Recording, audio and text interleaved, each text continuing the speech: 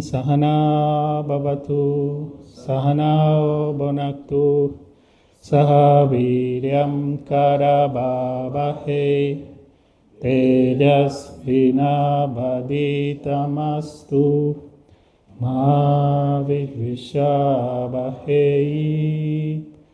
Om Shanti Shanti Shanti. Om Paz Paz Paz. Om Namah Shivaya. Muy buenos días, bienvenidos al Satsang.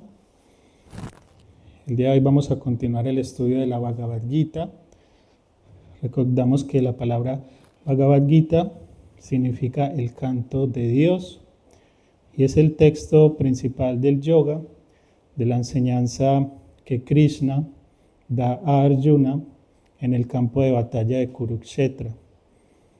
Recordamos que el primer capítulo, que titula El desaliento de Arjuna, nos cuenta cómo Arjuna está confundido y no quiere luchar en la guerra, pero es sobre todo porque no comprende, por un lado, de qué se trata, porque su misión como guerrero es restablecer el orden y la justicia. Y sabemos que contra el bando que él se va a enfrentar, que son primos suyos, ese bando opuesto es un reino lleno de adharma, de corrupción y de sufrimiento. Entonces él, por mucho que argumente de que no quiere matar a sus primos, a sus familiares, pues de cualquier manera es su deber, porque justamente debe salvar el mundo de ese sufrimiento, de ese adharma. Y también decíamos que realmente esa guerra es en nuestro interior, que es nuestra mente, digamos, negativa, con emociones y sentimientos negativos, que debe ser derrotada por nuestra mente divina, por nuestra mente sádvica, con el cultivo de la pureza, el conocimiento, de las virtudes. Krishna es Dios, es nuestra alma, es nuestro Atman, y Arjuna representa la mente. En el segundo capítulo, Krishna le enseña a Arjuna sobre la inmortalidad del alma, de que no tenga miedo pues, de luchar en la guerra, porque el alma es inmortal, nunca nacida, nunca muerta, de la misma naturaleza de Dios, que el cuerpo simplemente perece, pero es como una ropa gastada que uno deja y luego se pone otra. Entonces, no debe tener ni miedo a la muerte, ni miedo pues a derrotar a sus enemigos. En el tercer capítulo ya nos habla un poco sobre el ¿cómo es que dice? Ya les digo un poquito. El yoga de la acción o del karma yoga, y explicábamos cómo debemos cumplir nuestro deber. En este caso Arjuna es luchar en la guerra. Para nosotros el deber es hacer nuestro trabajo, nuestra misión en el mundo, de manera que sea más beneficiosa para todos. Y decíamos que todos los elementos de la naturaleza hacen karma yoga, que el sol alumbra a todos, que los árboles dan frutos a todos, y que nosotros debemos hacer lo mismo como parte de esa naturaleza, y dejar a un lado las pretensiones egoístas de solo satisfacer mis propios intereses, y en cambio enfocar mis acciones por el beneficio de todos. Y eso es lo que inculcamos en la práctica de karma yoga acá en el ashram. Todos los voluntarios servimos de manera desinteresada a los demás para justamente ir purificando nuestro corazón del egoísmo, y que cuando salgamos de acá continuemos haciendo lo mismo en cualquier rol que nos desempeñemos.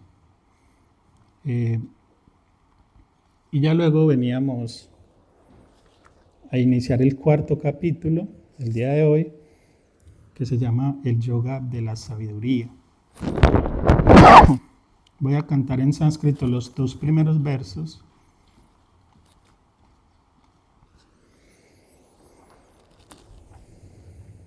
Y porque sabemos que todo esto es en sánscrito y se canta, pero obviamente nosotros estudiamos la traducción. Dice así: Sri Bhagavan Uvasha Imam Visbhate Yogam Proktavanaham Abhyayam Vivasvan manabe praha manurikswakabe bravit. Esto traduce: el Señor bendito, o sea Krishna, dijo a Arjuna: le enseñé este yoga imperecedero a Vivasvan, el sol. Él se lo comunicó a Manu. Manu es como el primer humano pues, que estuvo en la tierra. Manu se lo transmitió a Ixbaku. En este verso nos está diciendo Krishna, dice: yo le enseñé este yoga imperecedero a Vivasvan. Esto lo que quiere significar es que este conocimiento es eterno. O sea, este conocimiento del yoga viene desde Dios mismo. Es considerado una revelación divina a la humanidad. Y se dice que fue a través del linaje solar, ¿cierto? Por eso dice: yo se lo enseñé a Vivasvan. Y más allá de entrar en estos detalles, lo que es importante, digamos, resaltar en este verso, por un lado es que es una enseñanza que proviene de Dios y que desde Dios se transmitió a la humanidad y hoy llega a nosotros, ¿cierto? Y en el yoga es muy importante para nosotros tener en cuenta o acercarnos a este conocimiento a través de una tradición, a través de un linaje, llamamos nosotros, que es una sucesión o una transmisión de este conocimiento de maestro a discípulo de una manera directa. Es decir, que yo en estos momentos les estoy compartiendo un conocimiento que yo no me estoy inventando. Por un lado, pues tomo una escritura que es tradicional, que es una traducción de Swami Shivananda directamente, y los comentarios que hago son basados en lo que Shivananda explica en el texto, pero también en lo que aprendí de otros maestros del linaje, como Swami Brahmananda, Rukmini Chaitanya, que aprendieron de Swami Swarupananda, que aprendieron de Swami Vishnudevananda, que aprendieron de Swami Shivananda, que aprendieron de otros maestros hasta llegar a Shankaracharya, y así sucesivamente. Este es un conocimiento que se ha transmitido pues de maestro a discípulo. Y es muy importante esto porque al ser un conocimiento tradicional, estamos garantizando que se está respetando pues la fuente y de que no es una persona que está enseñando lo que se le viene a la mente de repente, o lo que él cree que es lo mejor, digamos, de interpretar del texto, porque esto también se puede prestar para mucha tergiversación y manipulación. También, más cuando hablamos quizá de comunidades religiosas que ya sabemos que terminan en sectas y en un montón de complicaciones cuando tergiversamos la enseñanza. Entonces siempre se recomienda, por un lado, que se reciba y se busque, cuando uno está indagando sobre algún tema, que se busque una fuente que respete, ¿no?, la tradición, es decir, que no venga con interpretaciones que tergiversen esa enseñanza. En el segundo verso voy también a cantarlo en sánscrito. Dice: Evam parampara praptam imam rayarsayo viduhu sakalene hamahata yogonasta param tapa. Continúa Krishna diciendo: así, pasando de unos a otros en sucesión regular, llegó al conocimiento de los sabios reales. Este yoga lleva mucho tiempo perdido, oh Parantapa, el que quema a los enemigos. Entonces está otra vez como resaltando ese tema de la sucesión regular, ¿cierto? De la importancia de aprender de una tradición. Y cuando dice que llegó a los sabios reales, es obviamente a personas que han respetado esa tradición, como Shankaracharya, Swami Shivananda, Swami Vishnu. Continúa diciendo: ese mismo yoga ancestral, el que te he enseñado hoy, porque eres mi devoto, mi amigo, es el secreto supremo. Entonces recordamos que él viene de enseñar, por un lado, la inmortalidad del alma en el capítulo 2 y el camino del karma yoga en el 3. A eso se refiere, cuando dice que es el secreto supremo. O sea, porque también en el capítulo 3 hablábamos de la importancia de la no identificación con la acción. No solamente el servicio desinteresado, de yo hacer mis acciones por el beneficio de otros, sino de reconocer quién es el que actúa. Por lo general nosotros tenemos la convicción de que yo actúo, yo como individuo, pero pregúntate si tú realmente haces algo, ¿no? Y vamos como en un proceso de cosas más evidentes hasta lo que no es tan evidente para darnos cuenta de que realmente no hay un yo que actúe, sino que lo único que actúa es la naturaleza y Dios a través de ella. Entonces nos preguntamos si soy yo el que respira, realmente es la naturaleza que respira en mi cuerpo, si soy yo quien hace latir mi corazón, realmente es la naturaleza. Pero luego vamos a algo más difícil de reconocer, si soy yo el que habla, si soy yo el que piensa, y ahí creemos que no, claro que soy yo, pero ¿qué es ese pensamiento, no? ¿Qué es esa fuerza que hace que yo hable? Yo me inventé esto, no, es la naturaleza la que habla y la que piensa, y es Dios quien hace eso. Entonces, por eso lo llama el secreto supremo, porque si tú reconoces que es Dios el que hace todo, te iluminas pues básicamente, porque ese es el propósito, ver a Dios en todo.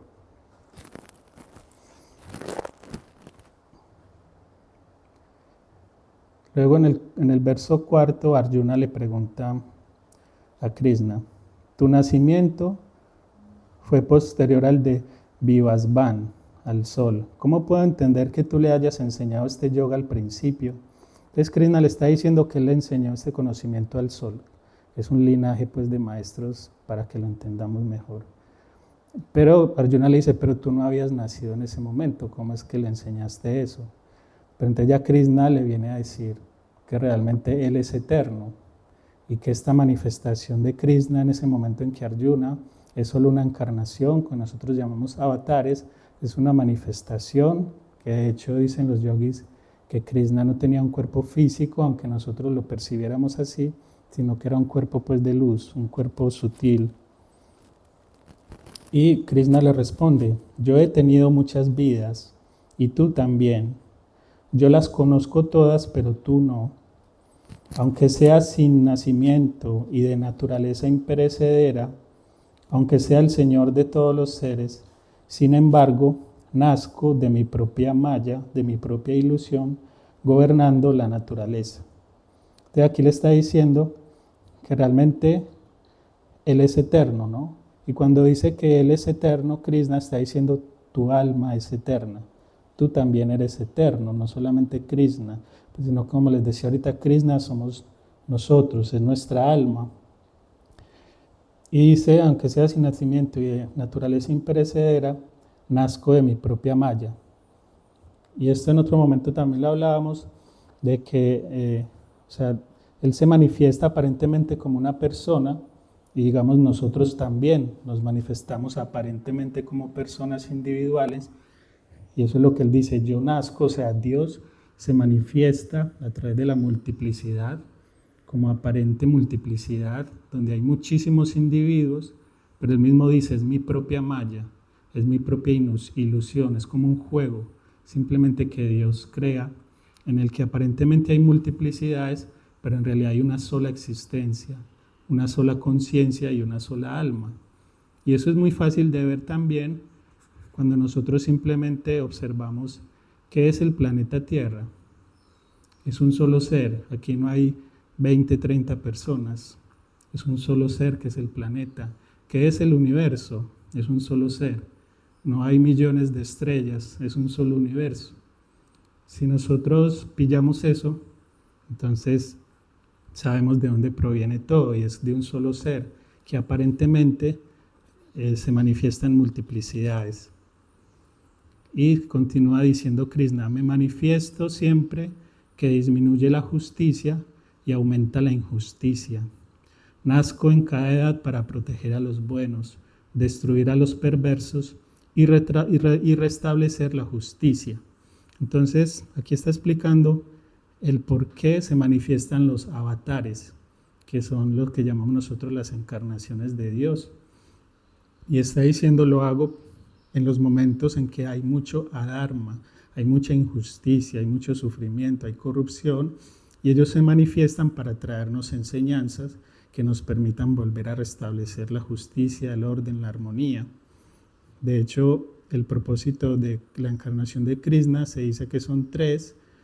Una es dar la enseñanza de la Bhagavad Gita, otra es destruir unos demonios que se cuentan en el Srimad Bhagavatam, que obviamente son demonios internos, el egoísmo y la ignorancia principalmente, la ignorancia espiritual pues, de no saber en este momento qué somos en esencia, qué es ese ser absoluto y creer que somos individuos separados. Y también era establecer como el yoga de la devoción, porque contábamos cuando iniciamos el Srimad Bhagavatam de que Vyasa estaba un poco inconforme con lo que había hecho y Narada le dice que es porque le falta enseñar desde la devoción, que hasta ahora había escrito los Vedas, la Gita, más desde el Jnana Yoga, el yoga del intelecto, mucho desde la filosofía, la sabiduría, pero que le faltaba algo más desde la devoción, desde el yoga del amor. Entonces, ese fue otro de los propósitos por los que la encarnación de Krishna se dio, que era como llamamos nosotros establecer el Bhakti Yoga. Luego continúa diciendo Krishna: el que conoce así adecuadamente mi nacimiento y mi acción divinos, no vuelve a nacer después de abandonar el cuerpo. Viene a mí, oh Arjuna. Entonces aquí nos está hablando básicamente de la liberación del samsara. El samsara es considerado una rueda infinita, interminable, de nacimientos y muertes. Lo que explican los yogis es que el alma individual, o aparentemente individual, como ya decíamos, es individual solo por un juego ilusorio de Dios, en el que se vela la visión de la unidad y nos creemos individuos separados. Y esta es la base del samsara, de los renacimientos y muertes, que están también fundados en la ley del karma, en la ley de la causa y efecto, de la acción y la reacción, o de la acción y el resultado de los frutos. Dicen los yogis que el karma solamente existe cuando el individuo se identifica con la acción, cuando yo creo que soy yo quien actúa y quien hace las cosas. Y de allí se desprenden, dependiendo de la intención de la acción, un resultado positivo o negativo, y a eso lo llamamos karma positivo, karma negativo.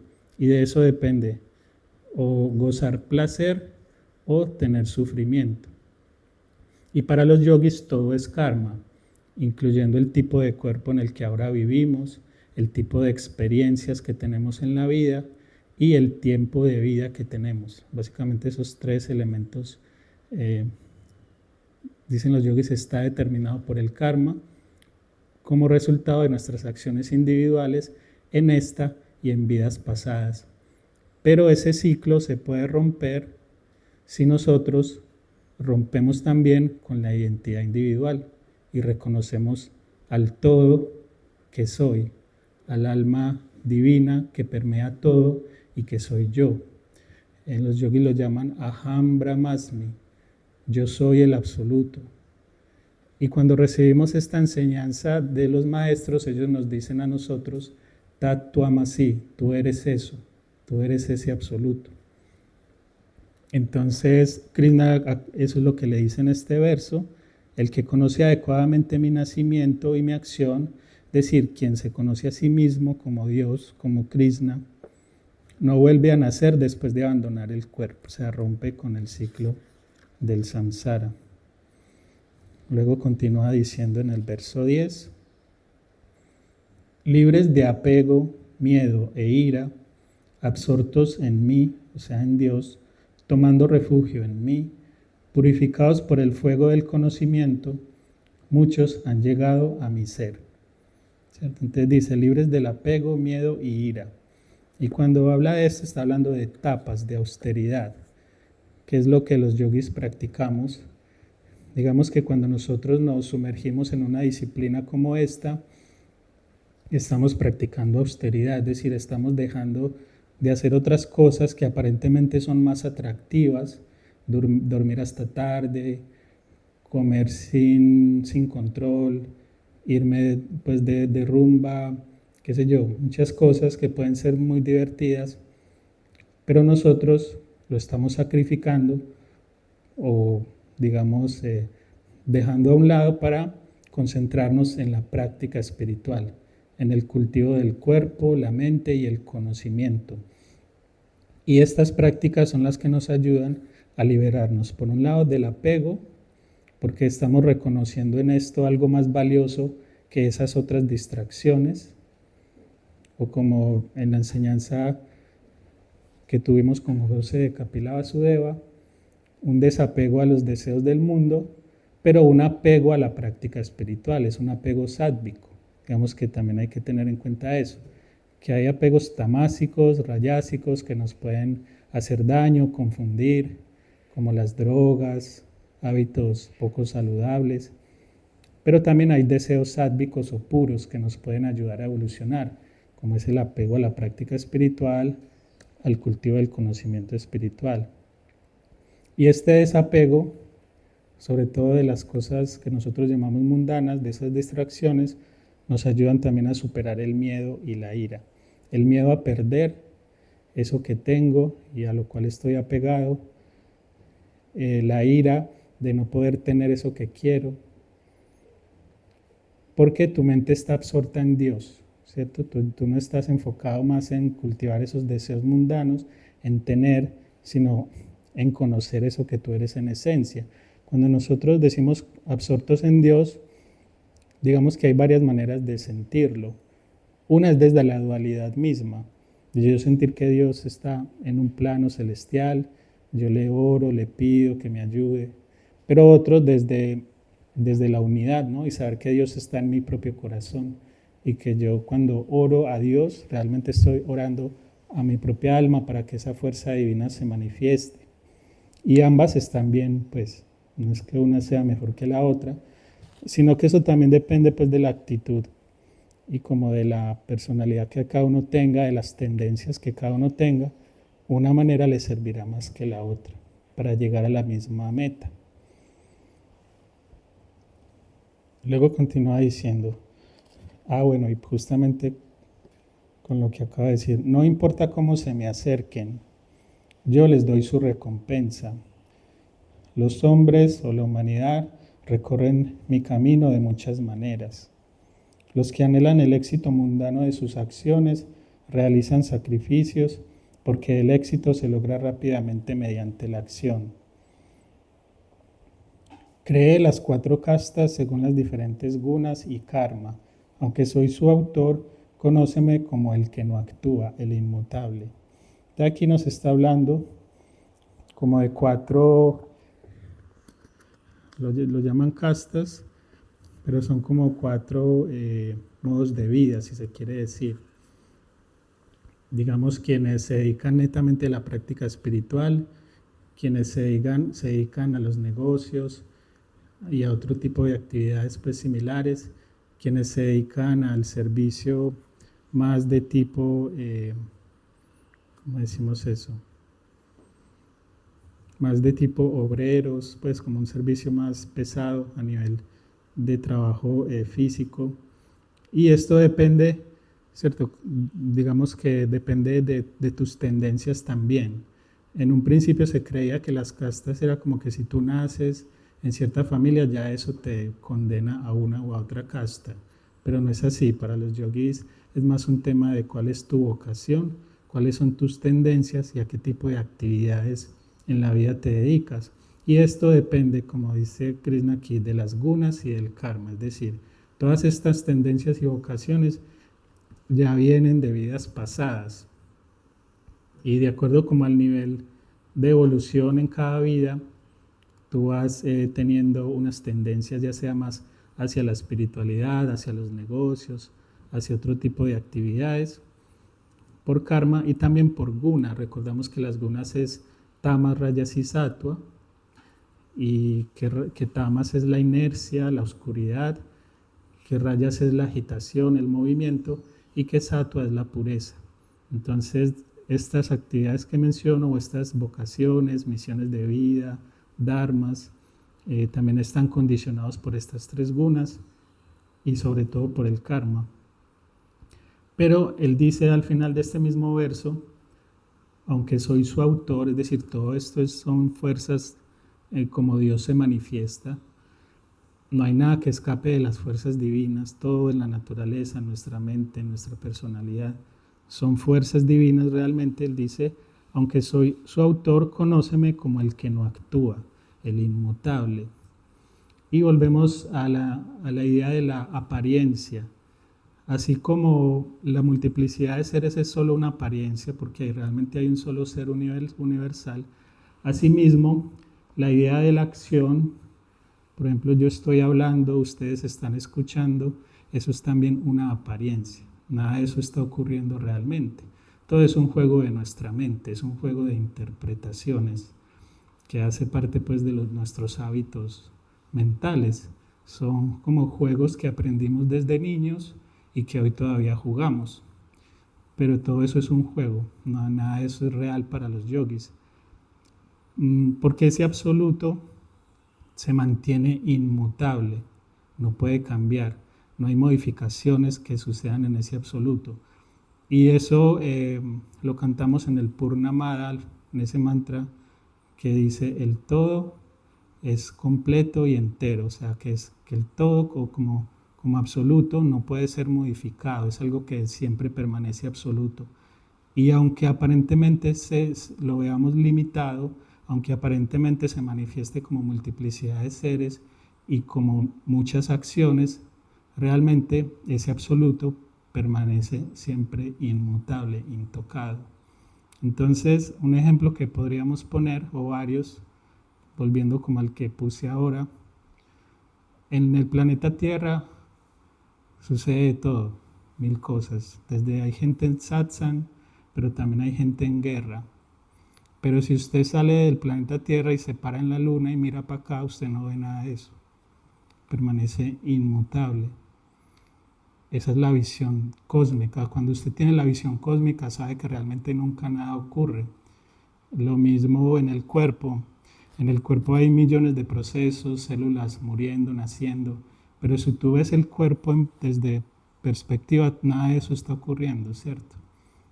Entonces así, usando esta analogía, lo mismo sucede con esta idea pues que Krishna nos expone, de que aunque soy su autor de toda esta maya, de toda esta ilusión, conóceme como el que no actúa. Y eso eres tú. Tú eres esa alma inmortal que nunca actúa, que nunca nace, nunca muere. Y la pregunta es, bueno, ¿y cómo nosotros vivimos este juego del día a día en el que yo siento que actúo, en el que ahí es donde los yogis nos dicen? Para eso es importante reconocer las gunas, ¿cierto? Y enfócate siempre en lo sádvico, en sattva, en la pureza. Porque tú puedes jugar ese juego de la ilusión en esos tres niveles. En tamas, haciendo daño y haciéndote daño a ti mismo. En rayas, actuando demasiado, pero de una manera aún egoísta, en el que yo busco mi propia satisfacción y eso va a generar aún miedo, ira en mí, en los demás, o sea, todavía sufrimiento. O de una manera sádvica, juega ese juego de roles en el que estamos, pero de una manera pura, en el que pueda ser de beneficio para todos, en el que generes armonía. Y con el tiempo de estar profundizando en las prácticas espirituales y en ese servicio desinteresado, llegarás a un conocimiento en el que ya trasciendes esas gunas, incluyendo sattva, en el que ya trasciendes esa individualidad, en el que trasciendes esa ignorancia espiritual y en el que, decimos los yogis, comulgas con Dios, es decir, reconoces que tú eres Dios. Y este reconocimiento es lo que se manifiesta en la enseñanza de Satchidananda, de que somos existencia absoluta, pero no solamente yo, sino todos y todo es existencia absoluta, es conciencia absoluta y es dicha absoluta. Y este último es muy importante, porque es un estado de felicidad que nunca termina, es un estado de felicidad que nunca perece, es un estado de felicidad que no depende de tener un objeto determinado, una relación determinada, estar en un lugar determinado, cumplir un rol determinado, nada de eso determina o condiciona el estado de felicidad de Ananda. El estado de felicidad de Ananda simplemente surge del hecho de tú reconocer tu esencia divina y que eres ilimitado, de que tu cuerpo no puede limitarte, de que tu mente no puede limitarte, de que tú eres por naturaleza ilimitado. Y eso es lo que buscamos los yogis. Y entonces nos preguntamos, bueno, ¿y para qué hacemos asanas? Si eso es identificarnos con el cuerpo, ¿para qué hacemos karma yoga? Si la mayoría de nosotros actuamos todavía creyendo que yo soy el que hago las cosas. Y pues ya como sabemos muchos de nosotros, esas prácticas son de purificación de la mente y del corazón. El karma yoga de la purificación del egoísmo, de la individualidad, el Raja Yoga y el Bhakti Yoga de la agitación de la mente, de los deseos, de las aversiones, y el Jnana Yoga que purifica el intelecto, que es de lo que estamos básicamente haciendo en este momento. Esto es Jnana Yoga, que es el estudio de las escrituras sagradas que nos hablan de quiénes somos en esencia, y estamos purificando el intelecto en el sentido de que este es el camino que remueve la ignorancia espiritual, remueve el velo de la ilusión y nos permite ver realmente quiénes somos en esencia.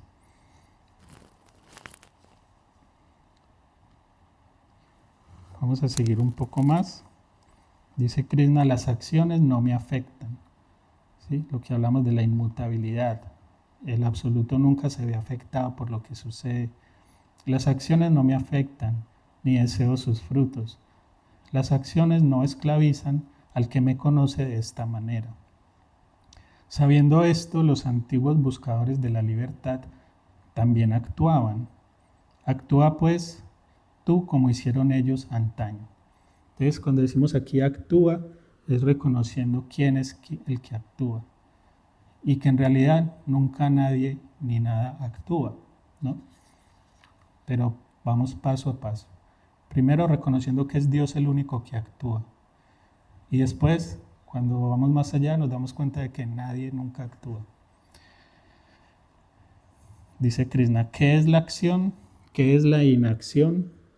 Hasta los sabios están confusos sobre ello. Por eso voy a enseñarte esa acción cuyo conocimiento te liberará del mal, del samsara, el mundo de nacimientos y muertes. Porque ciertamente hay que conocer la verdadera naturaleza de la acción, así como la de la acción prohibida y la de la inacción. Es difícil entender la naturaleza de la acción. Entonces, obviamente, Krishna nos está advirtiendo de que esto no es un conocimiento sencillo y que es muy importante mientras nosotros no estemos como en ese estado último de la visión de lo absoluto, donde nada actúa, mientras estemos todavía bajo el velo de la dualidad, entonces debemos distinguir muy bien cuál es la naturaleza de la acción, cuál es la acción correcta y cuál es la acción incorrecta.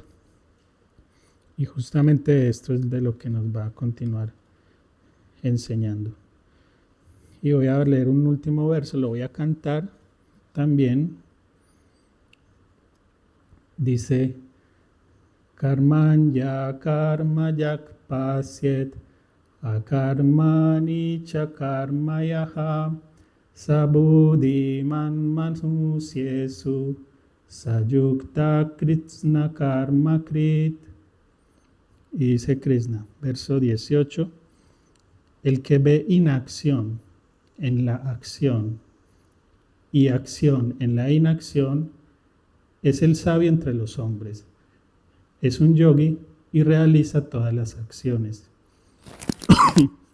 ¿Qué significa esto? Dice, el que ve inacción en la acción. Es decir, aunque hay acción, reconozco que no soy yo el que actúa. Por eso dice inacción en la acción. Eso que aparentemente es una acción, no es una acción de yotín.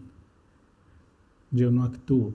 Entonces, cuando yo veo la inacción del individuo o del ego en la acción y reconozco que en la acción solamente son fuerzas divinas que se manifiestan, entonces ahí estoy comprendiendo correctamente.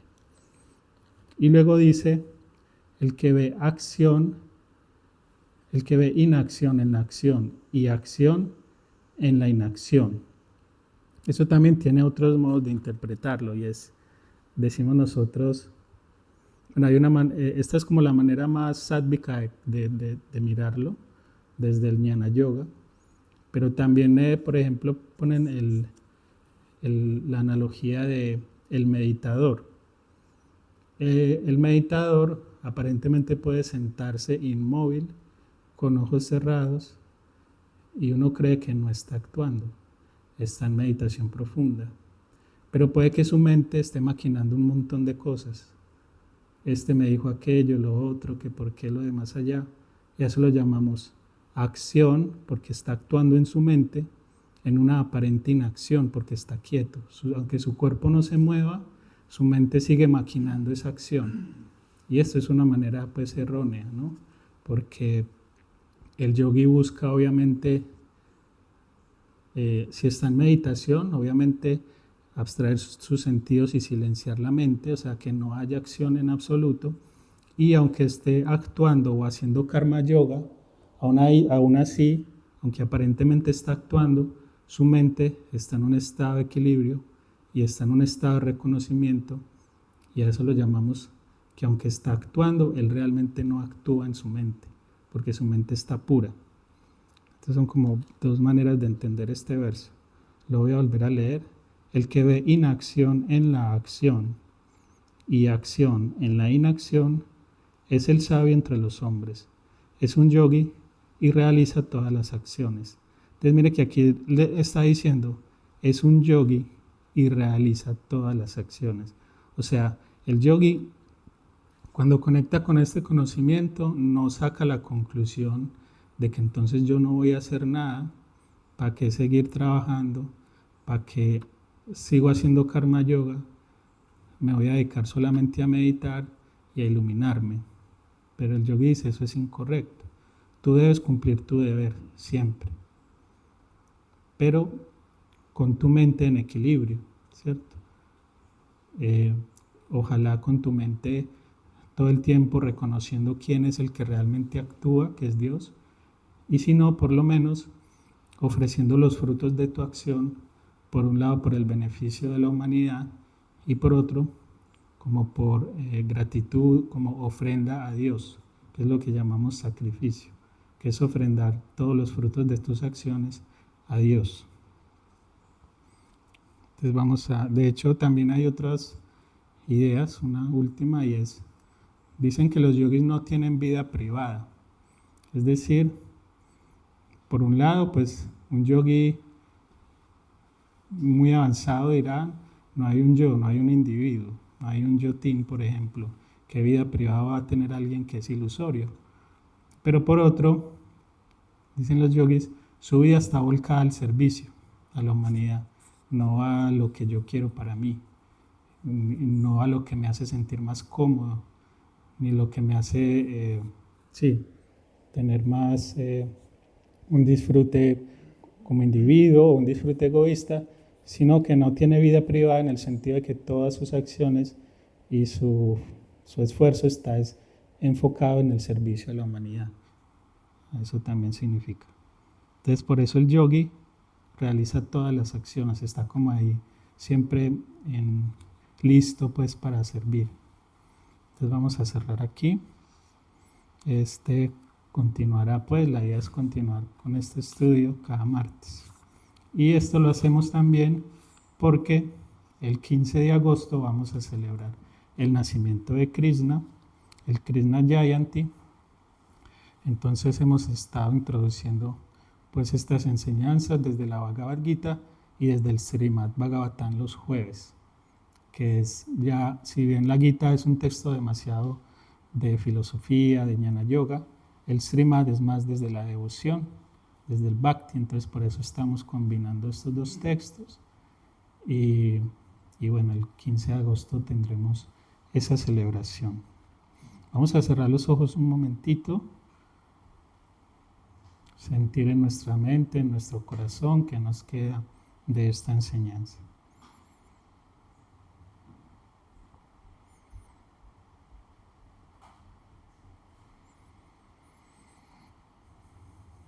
Y vamos a cantar juntos una vez el Mahamantra. Hare Rama, Hare Rama.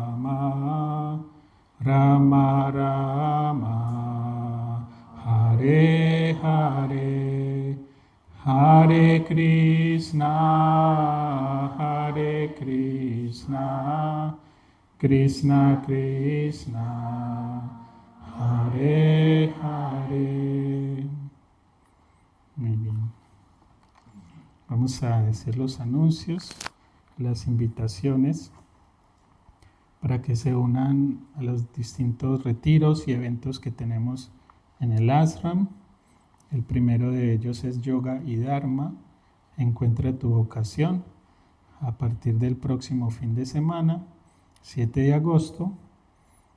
También hay retiro de yoga para niños y familia. Sí, que casualmente en el retiro para niños vamos a estar explicando Ananda para los niños. Ok, en este retiro de yoga y familia para niños vamos a estar explicando Ananda, justamente la enseñanza de qué es la dicha para los niños. Obviamente es desde la conexión con su propio ser y con la naturaleza. Tenemos el profesorado de yoga para empresas a partir del 29 de agosto y retiro de yoga, mindfulness y sabiduría también ese mismo fin de semana del 29 de agosto. Tenemos el profesorado de yoga de 21 días el 5 de septiembre. Es muy importante como ver, por un lado, por qué debo yo inscribirme a un profesorado. Y no necesariamente es porque quiera ser profesor, también es una oportunidad para tú sumergirte profundamente en el aprendizaje y en la práctica de yoga durante 21 días aquí en el ashram, en la selva, obtener todas estas enseñanzas de una manera pues más intensiva, incluyendo la Bhagavad Gita y muchos otros temas. Entonces, no solamente si quieres ser profesor, sino si solo deseas profundizar en tu propio conocimiento y práctica de yoga, puedes inscribirte al profesorado. Y obviamente también para todos aquellos que quieren y sienten su llamado de enseñar, de compartir con otros esta práctica. Aquí les damos las herramientas para que podamos hacerlo de una manera, pues, digamos, efectiva y beneficiosa.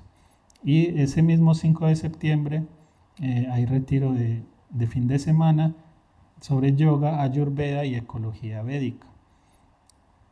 La ayurveda es la medicina del yoga y es toda esta enseñanza de cómo podemos con distintos hábitos equilibrar nuestro cuerpo y nuestra mente.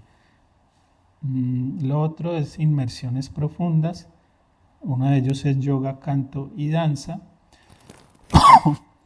Es una combinación de prácticas que ayudan mucho a purificar la mente y el corazón y a superar también muchos traumas a partir del 26 de septiembre. Profesora de yoga para niños a partir del 6 de octubre. Es un profesorado que busca capacitar personas para transmitir este conocimiento a los niños de la práctica de yoga, pero también de toda esta sabiduría pues que les permita conectar con su dicha interior, con Ananda. Yoga, mindfulness y sabiduría ancestral, también a partir de ese 6 de octubre. Por otro lado, tenemos vacaciones en la selva para niños y familia a partir del 8 de octubre. Travesía a Suriquí, que es una peregrinación en el Urabá antioqueño a partir del 17 de octubre. Y caminatas al origen todos los fines de semana aquí en el ashram. Son peregrinaciones a lugares sagrados, templos naturales. Digamos que estos dos eventos, tanto la travesía de Suriquí como las caminatas al origen, lo que buscan es que nosotros cambiemos esa idea de visitar lugares como turistas y lo hagamos más como peregrinos, como por un respeto por la naturaleza, porque nosotros dependemos de ella. Entonces también es como un reconocimiento de cuál es mi impacto a la hora de visitar los templos naturales, si voy con el ánimo de extraer algo de allí o antes de ofrendar algo para que ese lugar permanezca en su majestuosidad, ¿cierto? Muy bien, vamos a cerrar. Entonces, tan cordialmente